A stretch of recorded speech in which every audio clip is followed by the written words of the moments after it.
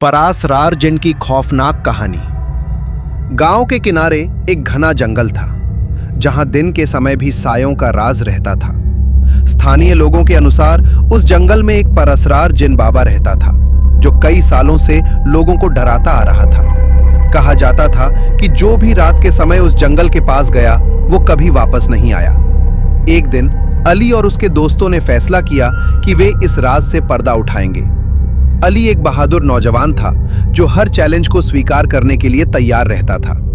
उसके साथ उसके 3 दोस्त वकास, जुबैर और सलमान भी शामिल थे। वे सब अपनी मुहिम जोई की चाहत के कारण जाने के लिए बेचैन थे। रात के समय जब पूरे गांव में खामोशी छाई हुई थी, वे चारों दोस्त टॉर्च और कुछ जरूरी चीजें लेकर जंगल की तरफ निकल पड़े। जंगल में दाखिल होते ही ठंडी हवा के झोंकों ने उनके शरीर में सिहरन पैदा कर दी। हर तरफ अंधेरा था और पेड़ों की सरसराहट कुछ अलग ही महसूस हो रही थी। चलते चलते उन्हें एक पुराना पेड़ दिखाई दिया जिसके नीचे मिट्टी की एक छोटी सी कब्र जैसी चीज बनी हुई थी। जुबैर ने उत्सुकता में वहां जाकर देखने की कोशिश की, लेकिन अली ने उसे रोक दिया। ये जगह अजीब लग रही थी, जैसे यहां कुछ ठीक नहीं हो। वे धीरे धीरे आगे बढ़े ही थे कि अचानक उन्हें किसी के हंसने की आवाज सुनाई दी। ये आवाज इतनी डरावनी थी कि सबके दिल दहल गए। किसी को समझ नहीं आ रहा था कि ये आवाज कहां से आ रही है। उसी पल उनके सामने एक साया दिखाई दिया। वो एक लंबे कद का बूढ़ा आदमी था जिसकी आंखें लाल अंगारों की तरह चमक रही थीं और चेहरे पर अजीब सी मुस्कान थी। उसने गूंजती हुई आवाज में पूछा कि तुम लोग यहाँ क्यों आए हो? अली ने हिम्मत जुटाकर जवाब दिया कि वे सिर्फ इस जंगल के बारे में जानना चाहते हैं। उसने पूछा कि क्या वही जिन बाबा है? बूढ़े आदमी ने जोर से ठहाका लगाया और कहा कि लोग उसे जिन बाबा के नाम से जानते हैं और जो भी उसकी इजाजत के बिना यहां आता है वो बचकर नहीं जाता। ये सुनकर जुबैर के हाथ पैर कांपने लगे, लेकिन अली ने अपने दोस्तों को हिम्मत दी और कहा कि वे किसी को नुकसान पहुंचाने नहीं आए। वे सिर्फ सच जानना चाहते थे और अगर उन्होंने उसकी जगह में दखल दिया है तो वे माफी चाहते हैं। जिन बाबा ने ध्यान से अली को देखा और फिर कहा कि तुम लोग बहादुर हो। उसने उन्हें एक मौका दिया कि अगर वे इस जंगल के दूसरे किनारे तक पहुंच गए तो वो उन्हें छोड़ देगा, वरना वे हमेशा के लिए वहीं रह जाएंगे।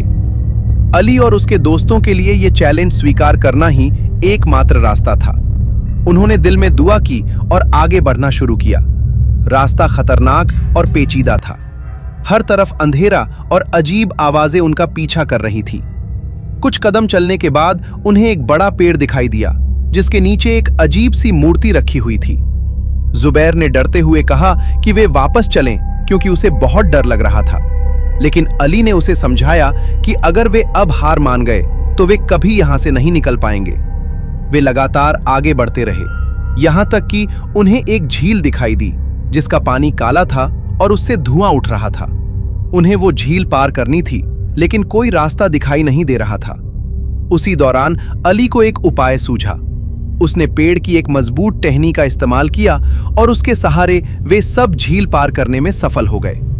जब वे झील के दूसरे किनारे पर पहुंचे तो जिन बाबा फिर से उनके सामने प्रकट हुआ। इस बार उसके चेहरे पर हैरानी थी। उसने कहा कि उन्होंने उसका चैलेंज पूरा कर लिया है, लेकिन एक आखिरी शर्त बाकी है। उसने एक चिराग की तरफ इशारा किया और कहा कि अगर वे उसे जलाने में सफल हो गए तो वे आजाद हो जाएंगे। अली ने चिराग को ध्यान से देखा जिस पर अजीब निशान बने हुए थे। उसने अपने दोस्तों से सलाह की और फिर अल्लाह का नाम लेकर चिराग जलाने की कोशिश की।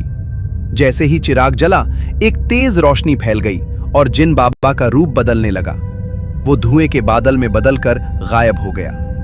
एक रहस्यमय आवाज गूंजी कि उन्होंने अपनी बहादुरी से खुद को बचा लिया है और अब ये जंगल उनके लिए सुरक्षित है।